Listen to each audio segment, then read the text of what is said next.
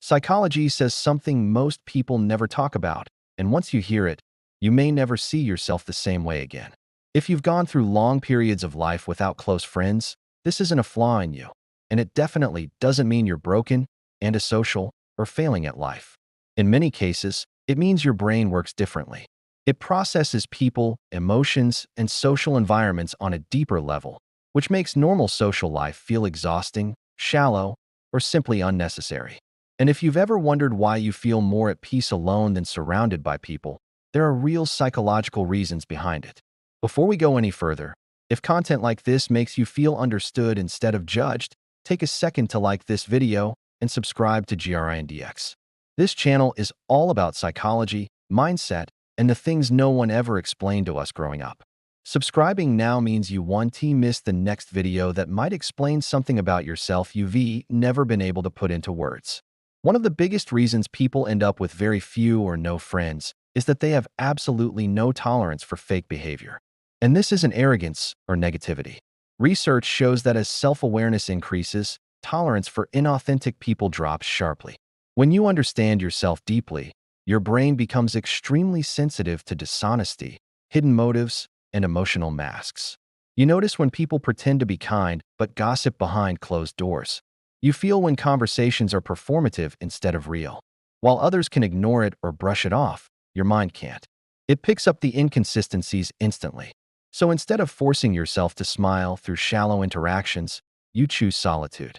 Not because you hate people, but because you value peace more than pretending. Another reason is that you naturally prefer depth over quantity in every relationship. People often assume those without friends are avoiding connection, but the truth is the opposite. You're avoiding surface-level connection. Psychology shows that people with deeper thinking patterns crave meaning, not noise. Small talk feels draining to you, not because you're socially awkward, but because it lacks substance. Conversations about the weather, gossip, or social drama don't stimulate your mind.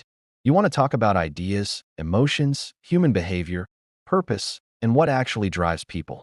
And because those conversations are rare, you'd rather be alone than surrounded by voices that don't connect with you. Your brain also needs more recovery time after social interaction than most people realize.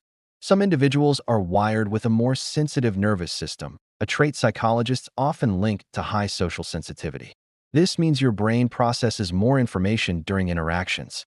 You notice tone shifts, facial expressions, emotional undercurrents, and unspoken tension. While others leave social situations energized, you leave mentally exhausted.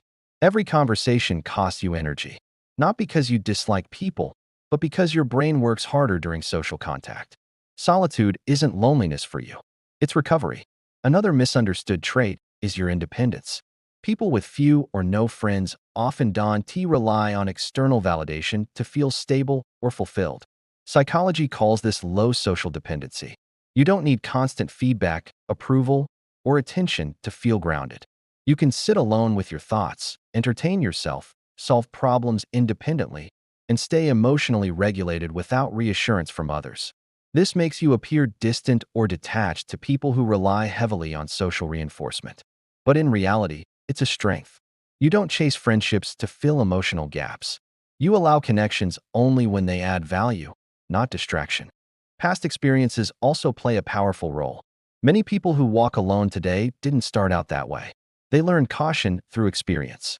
Betrayal, emotional neglect, being surrounded by the wrong people, or repeatedly giving trust to those who didn't deserve it can permanently change how the brain evaluates relationships. Psychology shows that once trust is broken deeply enough, the brain adapts by becoming more selective. You observe longer. You listen more than you speak. You test consistency instead of believing words. This creates what psychologists call a higher trust threshold. Fewer people make it through, but the ones who do are real. What all of this means is simple, even if society makes it feel complicated. Having few or no friends does not mean something is wrong with you. It often means your awareness is higher, your standards are stronger, and your inner world is richer than most people can understand. You're not empty. You're full. You're not disconnected. You're selective. And sometimes, the strongest minds spend seasons of life walking alone, not because they can't connect, but because they refuse to connect shallowly. If any part of this felt like it described you, Let us know in the comments. Sharing your experience helps others realize they're not alone in feeling this way. And if you think someone you know would feel understood by this video, share it with them. Content like this is exactly why GRINDX exists, to explain the psychology behind who you are, without judgment, labels, or shame. As we continue, there's another psychological truth that almost no one talks about, especially when it comes to people who live with very few social connections.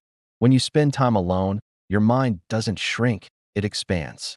Research shows that solitude, when chosen and not forced, strengthens self-reflection, emotional regulation, and long-term thinking. People like you don't escape into distractions the same way others do. Instead of drowning out silence, you sit with it. And in that silence, you learn things about yourself most people never face.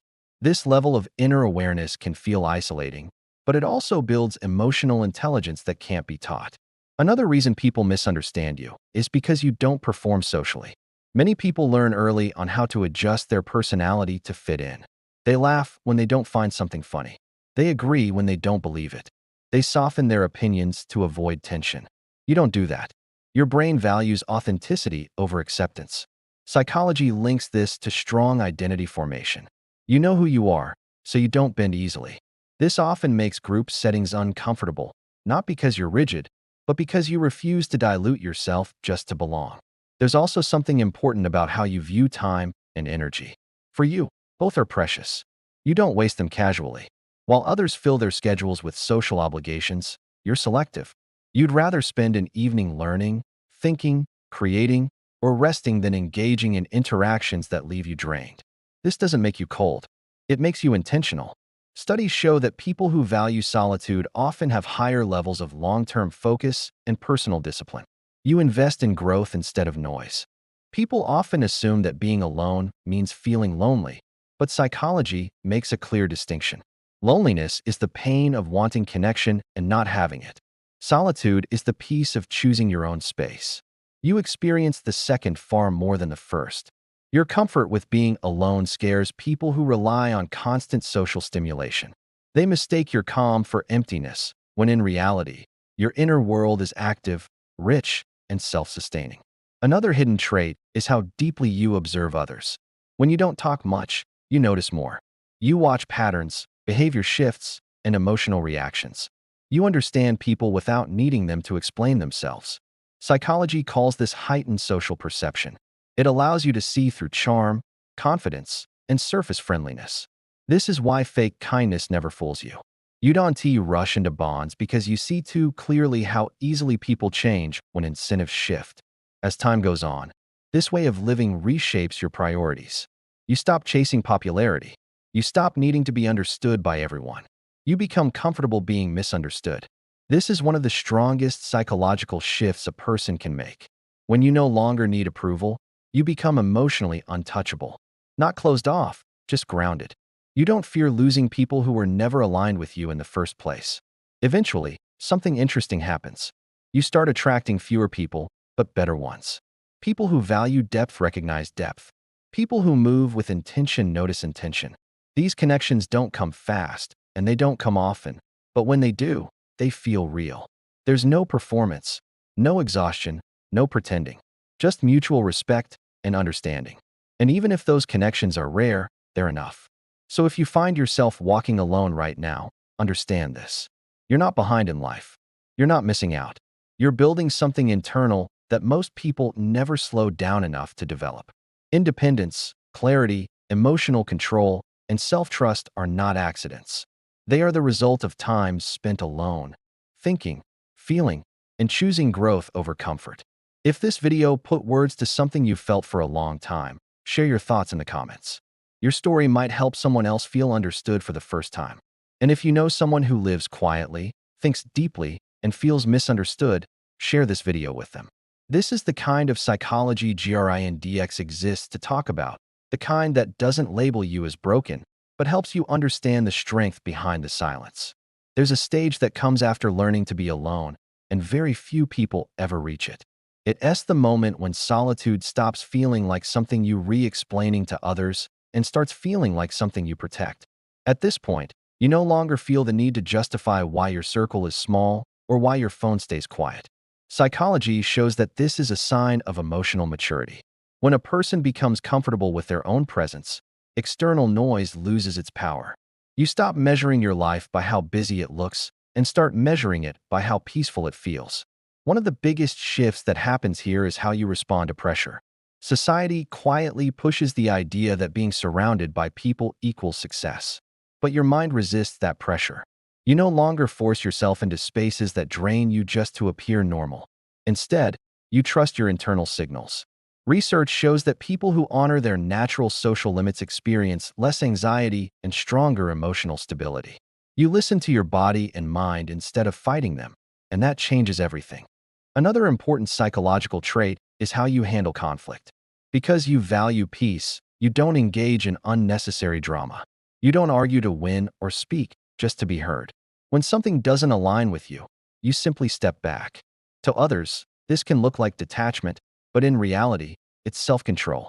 Psychology links this behavior to high emotional regulation. You don't need chaos to feel alive. You need clarity.